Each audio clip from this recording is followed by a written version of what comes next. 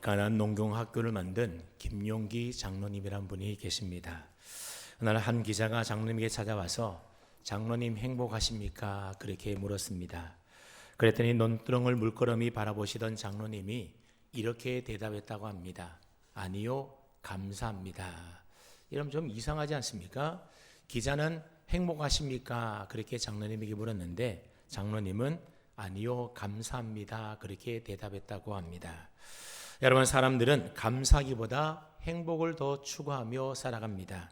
근데 우리 인생의 날들에는 맑은 날도 있지만 흐린 날도 있고 또 행복한 날도 있지만 또 불행한 날도 있는 것 아니겠습니까? 행복을 추구하며 살아가는 사람은 인생의 흐린 날에는 불행할 수밖에 없는 것입니다. 그러나 감사하며 사는 사람은 흐린 날에도 불행한 날에도 늘 감사할 수가 있습니다. 심지어 죽음 앞에서도 행복할 수는 없겠지만 감사할 수는 있다는 겁니다. 그리고 사실 행복이라고 하는 것은 감사하는 마음에서 피어나는 것 아니겠습니까? 맨날 감사하지도 못하고 만족하지도 못하고 늘 불평 속에 살아가는 사람이 어찌 행복할 수가 있겠습니까? 감사하는 사람이 행복한 사람이요. 행복한 삶의 비결은 다른 것이 아니라 바로 감사인 겁니다. 그래서 많은 시인이나 사상가들이 감사가 곧 행복이다 그렇게 노래하며 설파했던 것입니다. 탈무에도 보면 세상에서 가장 행복한 사람은 어떤 사람인가 하면 감사하는 사람이다 그렇게 말하고 있습니다. 어떤 사람이 행복한 사람이라고요? 감사하는 사람이 행복한 사람이라는 겁니다. 이렇듯 감사의 씨앗을 심으면 행복의 꽃이 피어나게 되고 축복의 열매가 맺히게 되는 겁니다. 그래서 성경은 우리에게 행복하라 그렇게 말하는 대신에 감사하라 그렇게 가르치고 있습니다. 이 감사라는 말의 대표적인 성경 구절을 몇 구절 우리가 살펴보면 우리가 잘 알고 있는 대로 골로새서 3장 15절 말씀해 보면 너희는 또한 감사하는 자가 되라. 너희는 어떠한 자가 되라고요? 감사하는 자가 되라고 가르치고 있습니다. 또 우리가 잘 알고 있는 데살로니가전서 5장 18절 말씀해 보았더니 범사에 감사하라. 모든 일에 감사하라고 우리에게 명령합니다. 또 그런가 하면 데살로니가전서 2장 13절 말씀해 보았더니 끊임없이 감사하라고 하고 고린도서 4장 2절 말씀에는 감사함으로 깨어 있어야 된다 말씀하고 있습니다. 뿐만 아니라 시편 100편 4절 그리고 에베소서 5장 19절 시편 50편 14절 말씀해 보았더니 감사함으로 그 문에 들어가고 감사로 찬송하며 감사로 제사드리라 말씀합니다. 다시 말하면 우리의 예배의 중심도 무엇이어야 된다는 겁니까? 하나님에 대한 감사로 예배를 드려야 한다는 겁니다. 또 골로새서 2장 7절 말씀을 보았더니 우리가 감사하되 어떻게 감사해야 하는가 하면 감사함을 넘치게 하라. 우리의 삶이 감사로 넘쳐나야 된다 그렇게 말씀하고 있습니다.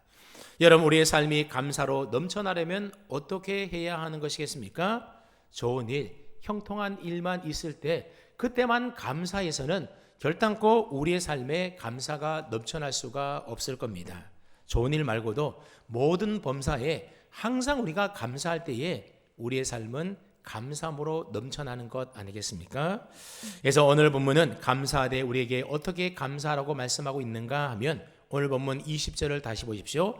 범사에 우리 주 예수 그리스도의 이름으로 항상 아버지 하나님께 감사하라 그렇게 말씀하고 있습니다. 범사에 항상 감사하라고 하는 거죠. 누구에게 감사하라고 합니까?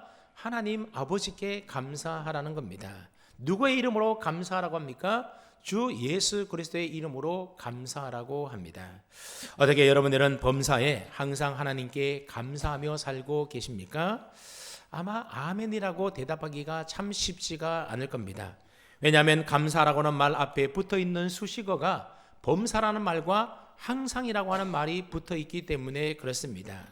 여러분, 어떻게 우리가 모든 일에 또 어떻게 우리가 항상 감사할 수가 있겠습니까? 참 쉬운 일이 아니라고 하는 거죠.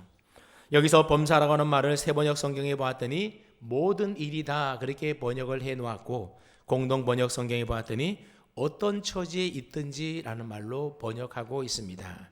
자, 그러니까 이 범사라는 말을 모든 일로 번역을 하게 되면 평생 감사가 되는 겁니다.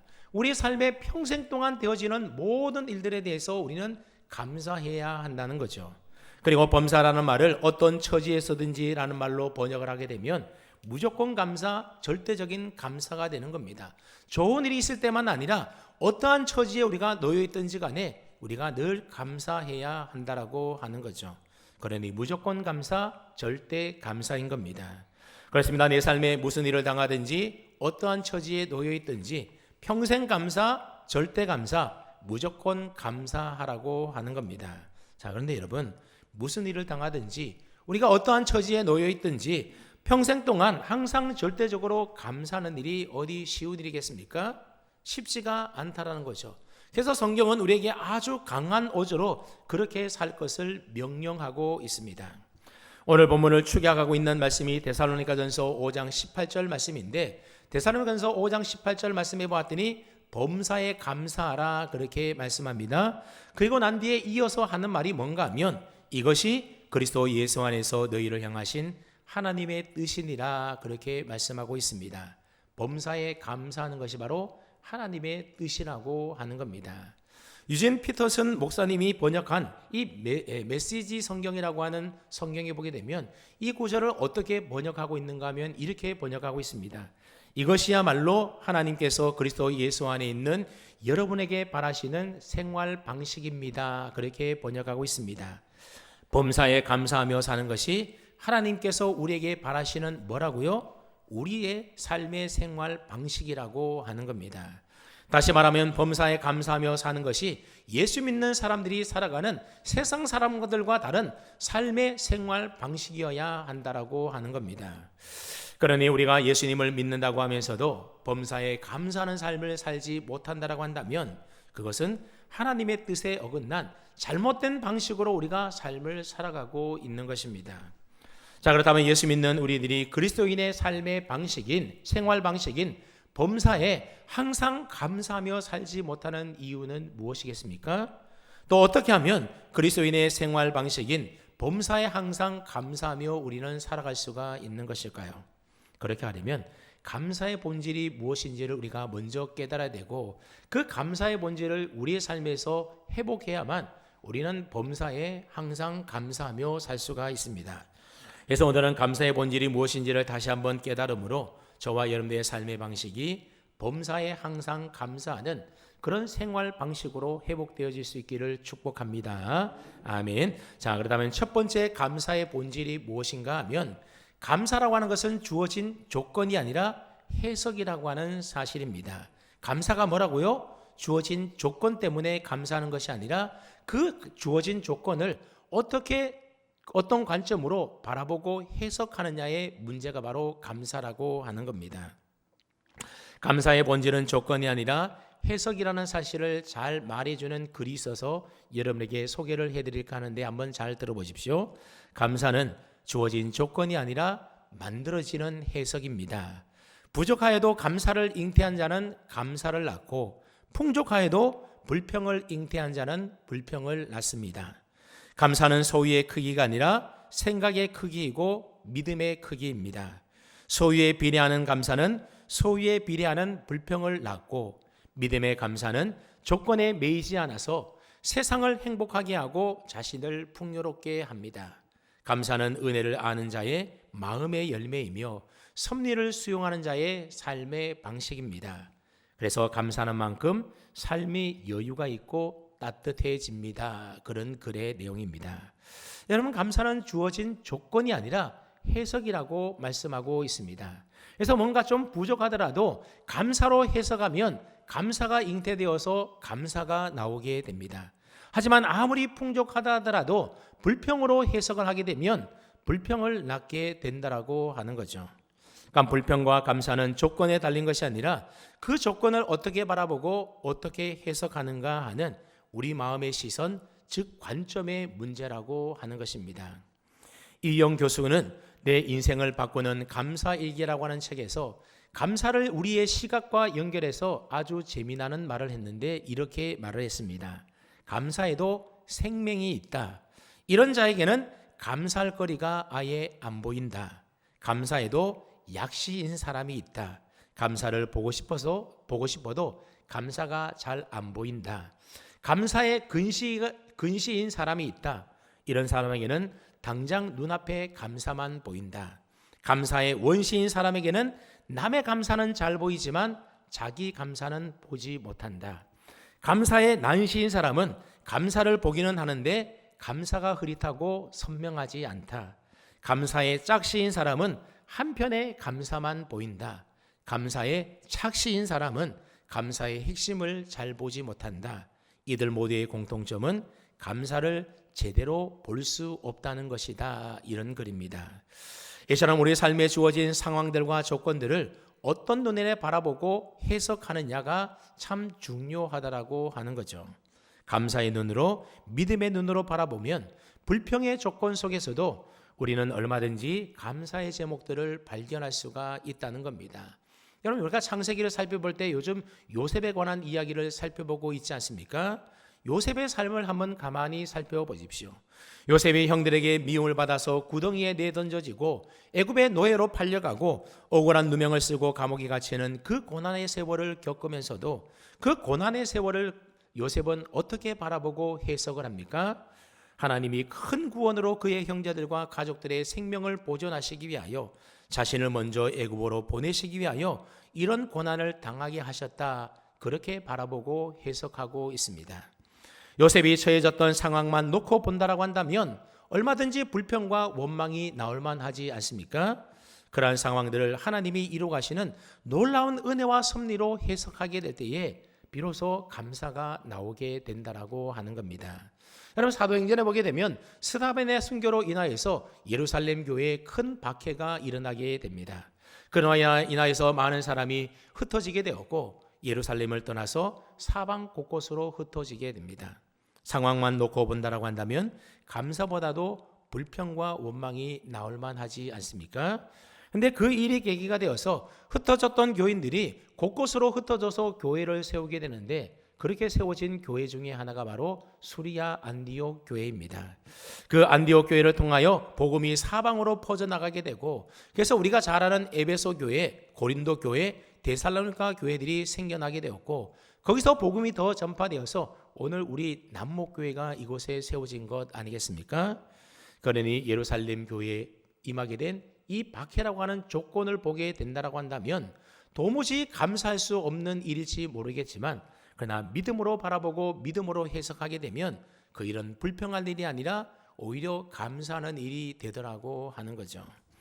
여러분, 찬송가 373장 2절 가사를 보면 이렇게 되어 있습니다.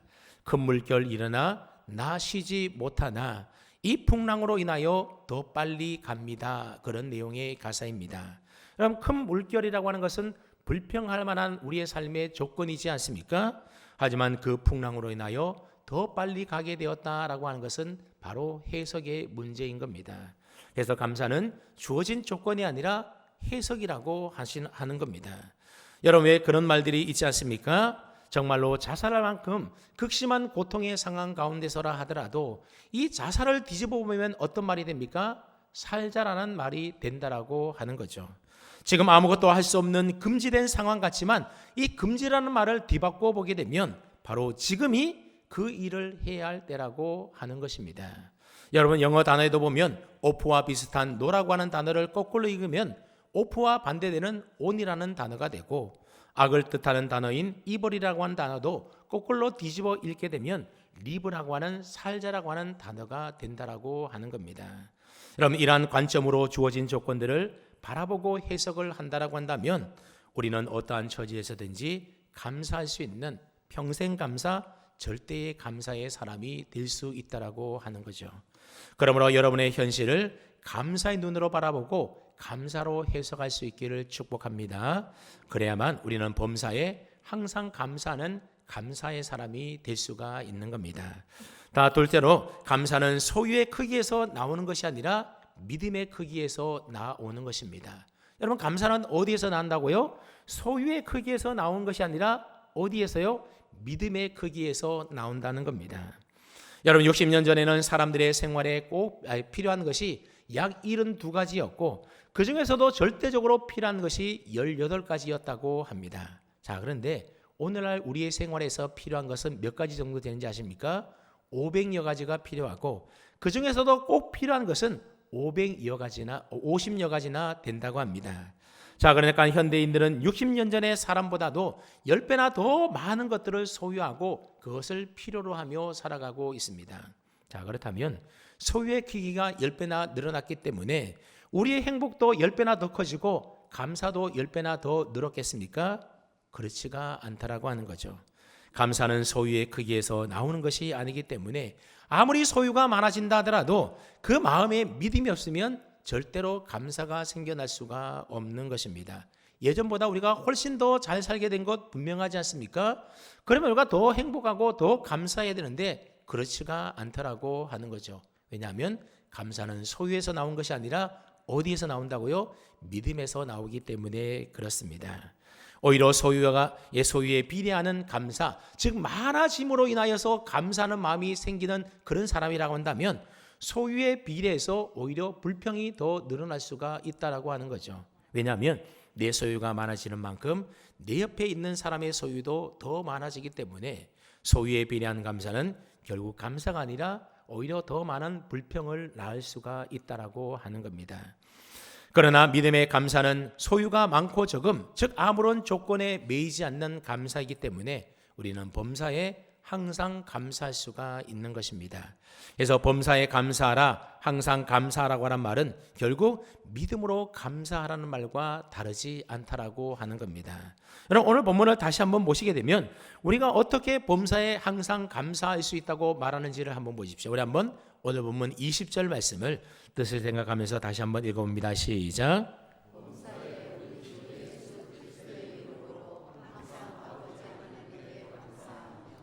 범사에 누구의 이름으로 항상 아버지 하나님께 감사하라고 합니까? 우리 주 예수 그리스도의 이름으로 감사하라고 말씀합니다. 다시 말하면 예수 그리스도 안에서 예수님을 믿는 그 믿음으로 우리는 범사에 항상 감사할 수 있게 된다라고 하는 겁니다. 이 말씀을 골로새서 2장 7절은 이렇게 표현하고 있습니다. 믿음에 굳게 서서 감사함을 넘치게 하라. 우리의 삶에 감사함을 넘치게 하는 비결이 뭐라는 겁니까? 믿음에 굳게 서는 일이라는 겁니다. 믿음에 굳게 서야만 그 믿음이 있을 때에 우리의 삶에 감사가 더 풍성하게 넘쳐난다라고 하는 거죠. 그러니까 우리가 예수 그리스도 안에서 믿음에 굳게 설 때에 그 믿음에서 감사가 넘쳐나게 되는 것이고 그때 비로소 우리는 범사에 항상 감사할 수 있는 감사의 사람이 되는 것입니다. 그래서 믿음과 감사는 비례한다 그렇게 말할 수가 있습니다. 믿음의 크기가 커지면 감사가 커지게 된다라고 하는 거죠. 믿음이 깊어진다라고 하는 것은 감사의 크기가 더 커지고 넓어졌다라는 의미의 말이 되는 겁니다. 반대로 내 삶에 감사가 없다는 것은 무슨 뜻이겠습니까? 아직도 내 안에 믿음이 풍성하지 못하다라고 하는 증거가 되는 것이죠. 독실한 기독교 장로였던 김현승 시인은 감사로운 시에서 이렇게 노래한 바 있습니다. 감사는 곧 믿음이다. 감사할 줄 모르면 이 뜻도 모른다. 감사는 반드시 얻은 후에 하지 않는다. 감사는 잃었을 때도 한다. 감사하는 마음은 잃지 않았기 때문이다. 이런 시의 내용입니다. 여러분, 감사는 소유가 있고 없음에 따라서 하는 것이 아니라 무엇으로 하는 것이라고요? 믿음으로 하는 것이라고 하는 겁니다. 모든 것을 다 잃어버려도 아무 것이 없다 하더라도 하나님을 향한 이 믿음의 마음은 우리가 잃지 않았기 때문에 우리는 감사할 수가 있다라고 하는 거죠. 실제로 김현승 시인은 사랑하는 아들을 잃는 큰 아픔을 겪었던 사람입니다.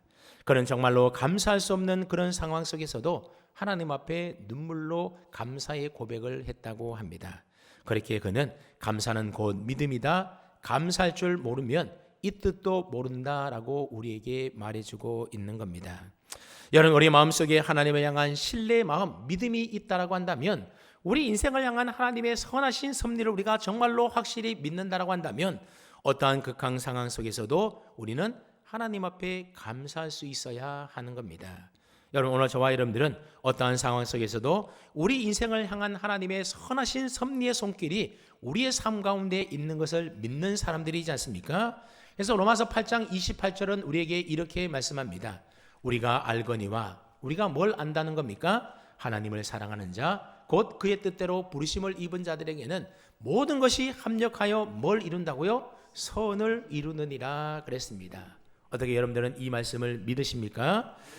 우리가 이 말씀을 정말로 믿는다라고 한다면 지금 내 삶의 상황이 어떠하다 할지라도 모든 것을 합력하여 선을 이루어 주실 하나님의 섭리의 손길을 우리는 확신하며 그 속에서도 우리는 감사할 수 있어야 한다는 것이죠.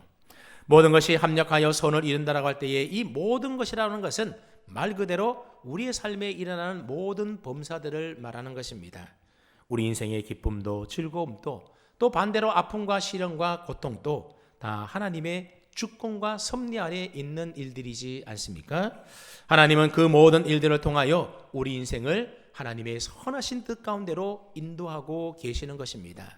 그 사실을 우리가 분명히 믿는다라고 한다면 지금 현실의 삶이 비록 아픔과 시련과 고통이라 할지라도 원망과 불평하면서 낙심할 필요는 없는 겁니다. 왜냐하면 하나님을 사랑하는 자, 곧 뜻대로 부르심을 입은 자들에게는 모든 것이 합력하여 선을 이루고 예수 믿는 우리 믿음의 사람들 향한 하나님의 생각은 저주가 아니라 하나님의 미래 장래 소망을 주는 생각이기 때문에 그렇습니다.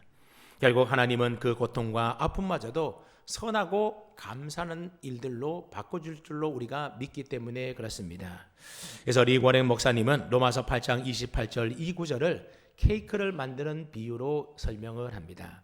여러분, 맛있는 케이크를 만들려면 재료가 있어야 되는데 어떤 재료들이 있습니까? 밀가루, 소금, 달걀, 설탕, 기름 등등 여러 가지가 있어야 됩니다. 근데 이런 것들을 따로따로 먹으면 맛이 있을까요? 아마 맛이 별로일 겁니다. 어떤 것은 쓰고 어떤 것은 짜고 어떤 것은 너무 달기도 합니다. 근데 이 모든 것들을 함께 버무려서 구우면 맛있는 빵이 되고 케이크가 되는 것입니다. 여러분, 우리 인생도 마찬가지라고 하는 거죠. 하나님께서는 잘되고 달콤한 우리의 인생의 그 경험들뿐만이 아니라 아프고 쓰라리고 실패한 우리의 인생의 경험들을 하나님의 선하신 섭리의 손으로 아름답게 잘 버무려서 우리 인생을 맛있게 구워서 만들어가고 계신다라는 겁니다. 이러한 사실을 우리가 확실히 믿을 때에 우리는 쓰디 쓴 그 고통의 환경 속에서도 우리는 범사에 항상 하나님 앞에 감사하며 살 수가 있는 것입니다. 여러분, 감사는 결단코 소유의 크기가 아니라 믿음의 크기에서 나온다는 사실을 기억하십시오. 바라기는 저와 여러분 모두가 믿음에 부유한 사람 다 되어서 아프고 쓰라리고 실패한 그런 삶의 상황 가운데서도 항상 범사에 감사하는 믿음의 사람, 감사의 사람 되기를 축복합니다. 아멘. 세 번째로 감사는 하나님이신 은혜를 깨닫는 마음에서 나오는 것이 바로 감사입니다. 여러분, 감사라고 하는 영어 단어 땡크는 생각하다라는 뜻을 가지고 있는 think라고 하는 단어에서 나왔다고 하지 않습니까? 그러니까 생각하며 깨달을 때에 감사할 수 있게 된다라고 하는 거죠. 여러분, 한자로 감사라고 하는 말은 느낄 감사에다가 살해할 사자를 합쳐서 된 글자가 바로 감사입니다. 마음의 느낌, 감동을 받아서 살해하는 것이 바로 감사라고 하는 거죠. 다시 말하면 깨달을 때에 감사가 흘러나오게 된다라고 하는 겁니다. 그리고 헬라어로 감사는 유카리스티아라고 하는 단어를 쓰고 있는데 명사적인 의미로는 좋은 은혜라는 뜻을 가지고 있고 동사적인 의미로는 깨닫다, 숙고하다라는 의미를 가지고 있는 단어입니다. 즉 감사가 뭐냐? 하나님께 받은 은혜가 좋은 것임을 깨달아서 그 은혜에 대하여 반응하는 것이 바로 감사라고 하는 겁니다. 자, 그러니까는 감사는 어떨 때 나온다고요? 은혜를 깨닫는 마음에서 감사가 나오게 된다라는 겁니다. 깨달을 때 감사가 흘러 넘치게 됩니다. 그래서 제이 데니스라고 하는 목사님이 감사의 치유법이라고 하는 책에서 감사의 깨달음을 우리에게 들려주고 있는데 우리가 이런 깨달음을 얻을 때 감사하게 된다는 겁니다. 한번 들어보십시오. 만약 당신이 세금을 내야 한다면 감사하십시오. 그것은 당신에게 안정된 직장과 사업장이 있다는 뜻입니다. 당신의 몸무게가 늘어 옷이 맞지 않는다면 감사하십시오. 그것은 당신이 먹을 것이 넉넉한 인생을 살아오신 것입니다. 세탁할 옷이 집안 한 구석에 쌓여 있거든 감사하십시오. 당신에게는 적어도 갈아입을 옷에 여유가 있다는 것입니다. 멀리라도 주차할 공간을 찾았다면 감사하십시오. 잠시라도 걸어갈 운동의 기회가 주어졌기 때문입니다. 교회 뒷자리에 앉아있는 교우의 찬송 음정이 엉망으로 들려오고 있다 하더라도 감사하십시오. 당신의 청각은 정상이기 때문입니다. 아침에 울리는 자명종 소리가 고통스럽게 들리거든 감사하십시오. 당신에게 일어나 해야 할 하루가 기다리고 있기 때문입니다. 하루 일과로 온몸이 나른하고 피곤하거든 감사하십시오. 당신은 오늘 하루를 생산적으로 사신 것이기 때문입니다. 그런 내용입니다. 그렇습니다. 불평할 수밖에 없는 상황 속에서도 그것이 은혜임을 깨달았을 때에 그 속에서 우리는 감사를 발견할 수가 있는 것입니다. 여러분, 우리의 삶에 하나님께서 베풀어 주신 크고 놀라운 은혜들이 얼마나 많은지 한번 생각해 보십시오. 근데 많은 사람들은 하나님의 그 놀라운 은혜 안에 살아가면서도 그것이 하나님의 은혜인 줄로 깨닫지 못하고 살아가고 있다는 겁니다. 그러니 어찌 하나님께 감사하며 살 수가 있겠습니까? 여러분, 창조주 하나님께서 우리에게 베풀어 주신 은혜들을 한번 가만히 묵상해 보십시오. 지금 내가 호흡하며 숨쉬는 것, 내 심장이 멈추지 않고 계속 뛰고 있는 것, 내가 볼 수 있고 내가 걸을 수 있고 느낄 수가 있고 먹을 수가 있고 하는 이 모든 일들이 다 우리는 그저 당연한 일처럼 여기며 살아가지만 사실 알고 보면 이 모든 것들도 다 하나님의 은혜로 우리에게 주어진 일들이지 않습니까? 지금이라도 하나님이 우리의 호흡 멈추시고 거둬가시면, 우리의 심장이 멈춘다라고 한다면 우리는 그냥 이 세상 떠나야 하는 겁니다. 그러니 내 심장이 멈추지 않고 뛰고 있고 숨을 쉬고 보고 걷고 하는 이 모든 일들이 그저 당연한 일이 아니라 하나님의 은혜 가운데 하나님의 은총으로 주어진 일이라는 사실을 우리가 기억할 때 우리는 감사할 수 있게 되는 것입니다. 여러분, 어디 그뿐이겠습니까? 하나님께서 일하고 활동할 수 있는 밝은 낮을 우리에게 허락해 주시고 또 쉬며 잘 수 있는 캄캄한 밤도 우리에게 주셨습니다. 우리는 당연한 것처럼 여겨지지만 여러분, 계속 낮이고 계속 밤이면 우리가 어떻게 살겠습니까? 하늘과 땅과 바다를 주시고 거기에 사는 수많은 동식물들을 주시고 봄, 여름, 가을, 겨울, 사계절도 하나님이 우리에게 주신 은혜들입니다. 그러므로 꽃이 피고 열매가 맺히고 계절이 바뀌는 것을 보면서 우리는 그것도 하나님의 은혜인 줄 알고 감사하는 마음을 가져야 하는 것입니다. 김홍신 작가는 인생 사용 설명서라고 하는 책에서 이런 이야기를 했습니다. 만약 섭씨 1000도가 넘는 철판 위에 여러분 개미 한 마리 올려놓는다면 어떻게 되겠습니까? 아마 개미는 순식간에 타버려 죽고 말 것입니다. 근데 그 뜨거운 철판 속에서도 개미가 죽지 않고 기어다닌다라고 한다면 우리는 그것을 기적이라고 말하지 않겠습니까? 근데 지금 우리는 그런 기적 속에서 날마다 살아가고 있다라는 겁니다. 한번 생각해 보십시오. 우리가 사는 지구는 지표면에서 중심까지 약 6,400km 정도 되는데 그 중에서도 지표면의 흙의 두께가 어느 정도인가 하면 15에서 35km 정도밖에 되지 않는다고 합니다. 6,400km의 반지름 가운데서 지표면의 두께는 어느 정도 된다고요? 그 중에 0.1%도 안 되는 15에서 35km 정도밖에 안 된다라고 하는 거죠. 그러니까 지구 전체의 깊이에서 본다라고 한다면, 지표면을 만약에 비유로 표현해 본다라고 한다면 불판 위에 올려놓은 철판 두께처럼 아주 얇다라고 하는 겁니다. 근데 지구 내의 중심의 온도가 몇 도쯤 되는가 하면 지구 안에 있는 온도가 4,500도가 된다고 합니다. 그리고 지표면의 온도는 15도 정도가 된다고 합니다.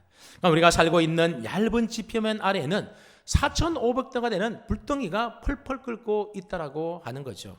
그러니 우리는 아주 얇은 지구 표면 위에 죽지 않고 살아가고 있는 겁니다. 왜 그렇다는 겁니까? 하나님이 우리의 지표면의 온도를 15도로 살 수 있도록 만들어 주셨기 때문이라고 하는 거죠. 여러분, 어떻게 펄펄 끓는 그 용암이 있는 그 지구 안에 있는 모든 뜨거운 것들 위해서 지표면에 있는 흙들이 녹지 않고 그렇게 15도 정도로 유지할 수가 있는 것일까요? 바로 하나님이 그렇게 지켜주시기 때문에 그런 거죠. 그러니 우리는 이런 기적 속에 살아가고 있다라고 하는 겁니다. 우리가 살고 있는 땅 속뿐만이 아니라 땅 위도 또한 그렇다고 말을 합니다. 우리가 숨을 쉴 수 있는 대기의 대부분은 지구 지표면으로부터 약 10에서 15km 사이의 높이에만 존재한다고 합니다. 그래서 산소가 희박한 높은 산지에 올라가면 우리가 숨을 쉬기 어려워서 고산병에 걸린다고 하지 않습니까? 이런 대기권도 지구 전체의 크기라든지 아니면 우주에서 내려본다라고 한다면 아주 얇은 비닐막 정도에 불과하다라고 하는 것입니다. 그러니 우리가 매일 숨을 쉬며 살아갈 수 있는 것도 지구 속에 숨겨진 하나님께서 우리에게 삶에 베풀으신 놀라운 기적들이라고 하는 거죠. 여러분 한번 생각해 보십시오. 우리 발밑에는 4,500도가 되는 불덩이가 펄펄 끓고 있고 위에는 아주 얇은 공기층이 겨우 있는 겁니다. 그 사이에 80억이 넘는 인구가 숨을 쉬며 살아가고 있습니다. 그래 우리가 숨을 쉬며 살아가고 있음이 하나님의 은혜가 아니겠습니까? 만약 하나님이 지표면의 온도를 낮춰주지 않으셨다라고 한다면 우리는 철판 위의 개미처럼 아마 다 타서 죽고 말 것입니다. 산소가 있는 대기권을 지금보다 조금 더 낮춰버린다라고 한다면 우리는 공기가 모자라서 제대로 숨을 쉴 수가 없어서 죽고 말 것입니다. 여러분, 우리는 평소에 아무런 생각 없이 살던 우리의 일상의 삶이라고 하는 것이 사실 알고 보니 다 하나님의 크신 은혜의 결과라는 사실을 비로소 깨닫게 될 때에 우리는 하나님께 감사하지 않을 수가 없는 겁니다. 나는 감사할 게 아무것도 없다고요? 그렇지가 않습니다. 그런 사람은 하나님이 내게 베풀어 주신 은혜를 깨닫지 못해서 그런 말을 하는 것입니다.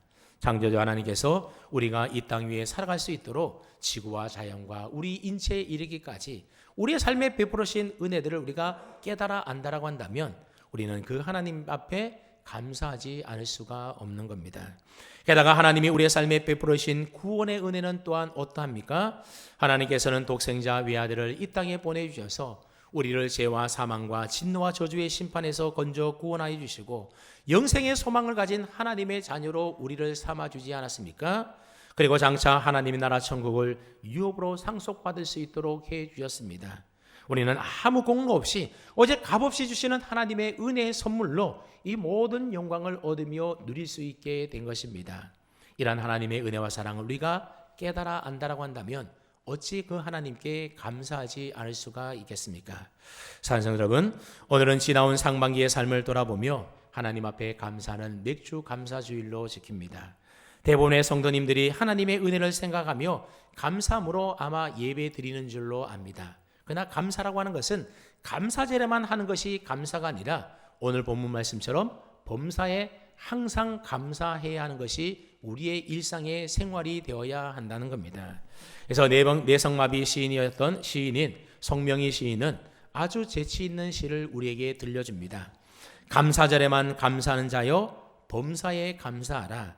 고난주간에만 주의 고난을 기억하는 자여 주의 죽으심을 언제나 기억하라. 위급할 때만 기도하는 자여 쉬지 말고 기도하라. 기쁠 때만 기뻐하는 자여 항상 기뻐하라 그럽니다. 여러분 감사하며 살 수 있기를 바랍니다. 그러나 감사절에만 감사하는 것으로 감사를 끝내지 마시고 범사에 항상 감사하여 감사가 여러분의 삶의 생활 방식이 다 될 수 있기를 주님의 이름으로 축원합니다. 아멘.